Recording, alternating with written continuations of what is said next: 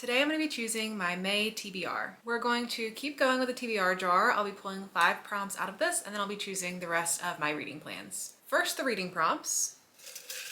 Sci-Fi. Shortest book on my TBR. 5-star prediction. Title starting with the same letter as the last letter of the previous book. Cover matching my outfit. Okay, let's start with an easy one and try to find what's the shortest book on my TBR. I recently just tried to work on cleaning up my Goodreads a little bit, so I have my want to read shelf, which is supposed to be like my actual TBR, and then I moved a lot of stuff to an on my radar shelf instead. So I'm gonna go with my actual TBR shelf. I don't own every book on that shelf, but it's the books I really want to read. And then if I sort that by number of pages, the shortest book on my TBR is apparently The Decagon House Murders at 228 pages. I don't physically own that one, so the shortest book that I physically own, according to what's on my Goodreads shelf, would be The Unmaking of June Farrow at 320 pages, but I know I have a shorter book than this. I just must not have it on my shelf. The shortest books I own are the Wayward Children series books. These are tiny little things. And I actually don't even know what order these two go in. But at this point, I'm filming this with a couple days left in April. I think I might read one of these in the remaining days in April, whichever one comes next. So I don't know which one of these I'll be reading in May because it depends on if I read one in April or not. But I'll put one of these on my TBR. I'm finally getting caught back up in this series. Once I start reading them again, I just really get back into the story. So it just takes picking up one and then I'm ready to read like 3 or 4 in a row. So I will read one of these in May. Let's do cover matching my outfit. I'm just wearing all black. I'm wearing a black tank top and black shorts. So a cover with mostly black on the cover. Out of the books on my radar, my TBR right now, this is probably the closest thing we're gonna get. I do have a little bit of a lip tint on today, so we can count that for the reddish color, I guess. This is Scythe and Sparrow. This is the 3rd book in the Ruinous Love trilogy, which begins with Butcher and Blackbird. I really love Butcher and Blackbird. That is a romance story between these 2 serial killers who get in a killing competition. It is just outrageous, dark, ridiculous. It was a lot of fun. I gave that 5 stars. The 2nd book in the series, Leather and Lark, I did not enjoy as much. I gave it somewhere between a 2 or a 3 star. And this is the conclusion in the trilogy, so hopefully it redeems itself and gets a little bit better. They follow 3 brothers, so you're just following another one of the brothers' love stories in this one. I don't know how murderous it will be,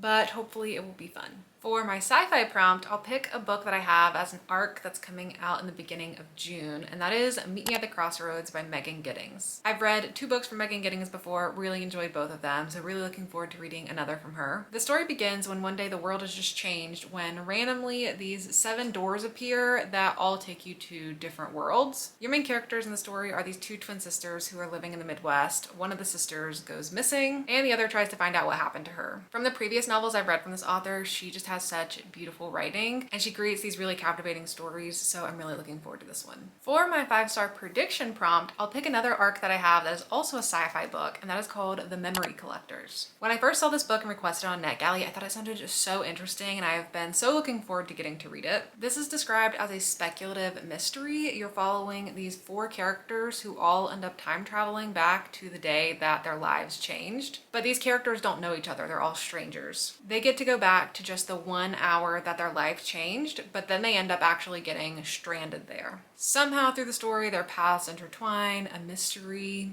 brews. It sounds really interesting. And then for the trickiest prompt, for title starting with the same letter as the last letter of the previous book, I feel like I'm gonna have to do this based off of the last book I've read right now. The last book I've completed as of right now is No One Was Supposed to Die at This Wedding, which ends with the letter G. So I have to pick a book that starts with the letter G, which is a very tough letter.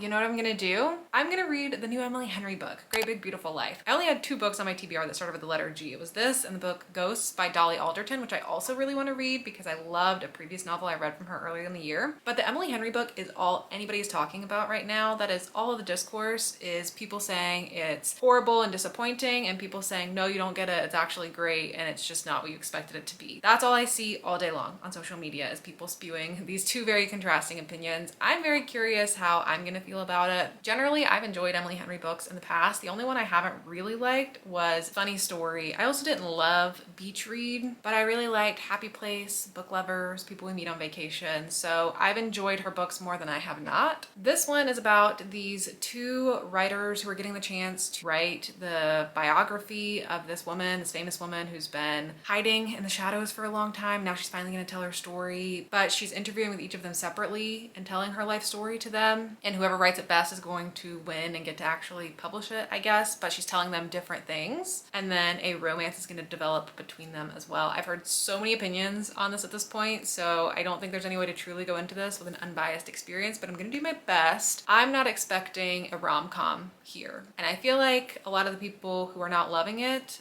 is because it's not rom-com-y enough. It's more about this woman's life. I'm seeing people don't like the interview segments. People are finding it boring. People aren't liking that it's more like lit fic than a romance. So I feel like I have an idea of what it's going to be. Maybe I won't be as disappointed, I don't know. But I do have it on audio from Libro FM, the ALC program. So I'll be giving that one a listen on audiobook, and I will have my own opinion very soon.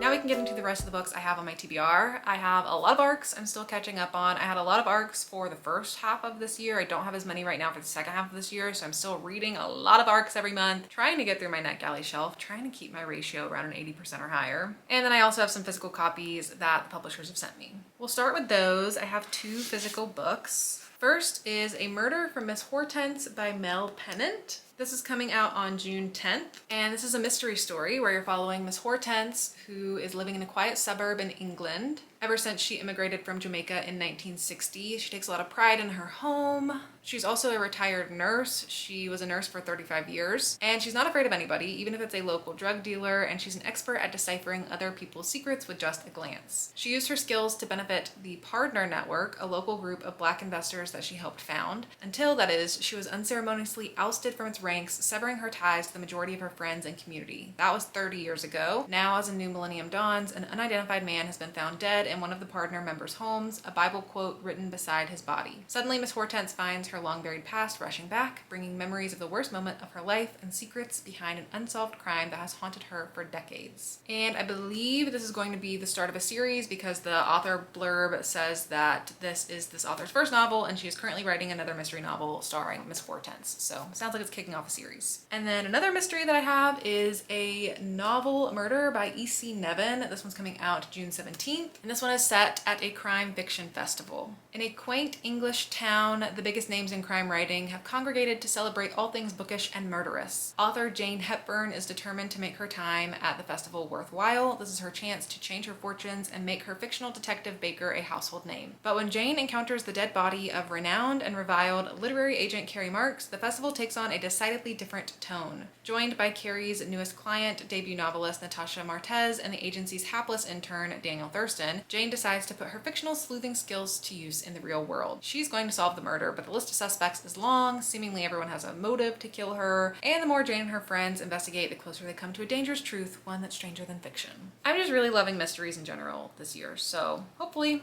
these are a good time, and I'll let you know if they're worth picking up in June. I also was lucky enough to have access to 3 highly anticipated thrillers that are coming out in June. Those are Kill Your Darlings by Peter Swanson, With a Vengeance by Riley Sager, and Don't Let Him In by Lisa Jewell. At the very least, I will do a dedicated video to the Riley Sager book. At the very most, I might do a reading vlog with all 3 of these books included in it. I have read from each of these authors before. I've had books that I've loved from these authors. I've had books that I've hated from these authors, so I could have any kind of experience with them, but they're some of the most popular thriller authors writing right now, and I'm excited to get an early look at these books and see what I think about them. Kill Your Darlings is said to be a murder mystery in reverse, where you're going back in time with this married couple, getting all the way back to a dark secret that started their relationship. With a Vengeance is a revenge and survival story set on a train, also with a historical aspect set in 1942. And Don't Let Him In is said to be a kaleidoscopic thriller where you're following 3 different women, and I have no idea how they're connected at this point, and I don't really know what to make of the synopsis, but I'm sure it'll be a good time. And then I have 2 more books to read. One I'm a little bit behind on because it's coming out at the end of May, and I try to read these books a full month before they're released so you can hear about them in my wrap up, but this one I got a little bit behind on. That's a horror novel called Feeders by Matt Serafini.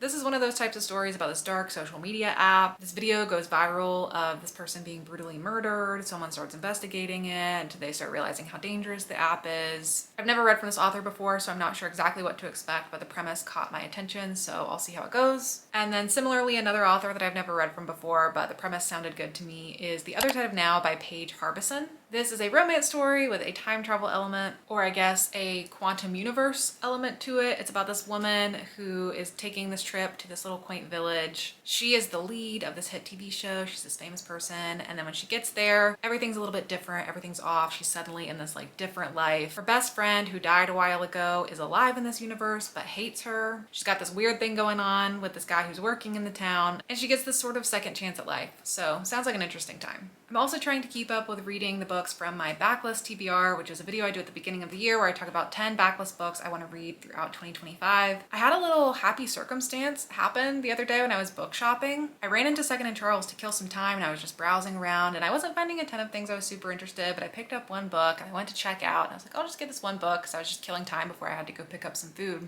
And right at the checkout line, this book was sitting right there. And this is such a random book. I couldn't believe it was sitting there. And so I grabbed it and I was like, oh, this is so random. Like I thought about maybe looking for this book today.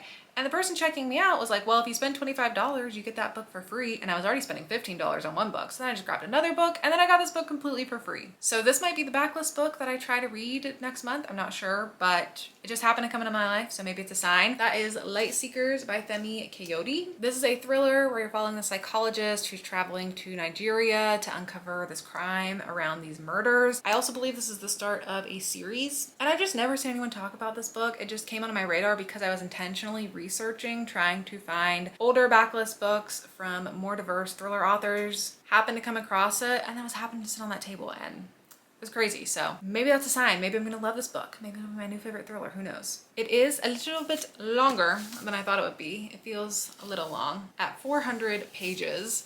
So I do have a lot of reading plans this month. This may or may not be the backlist book I try to prioritize. I've really been trying to lean into mood reading more recently and DNFing, so we'll see. If I'm feeling a thriller, that's when I'll pick up. So that is it for my reading plans for the month of May. Let me know down below which books you are most excited to hear me talk about. Let me know if you've already read any of them and if you have loved them, or let me know what books you are most excited to pick up in May. But that is it for me. Thank you so much for watching, and I'll see you all in my next video. Bye.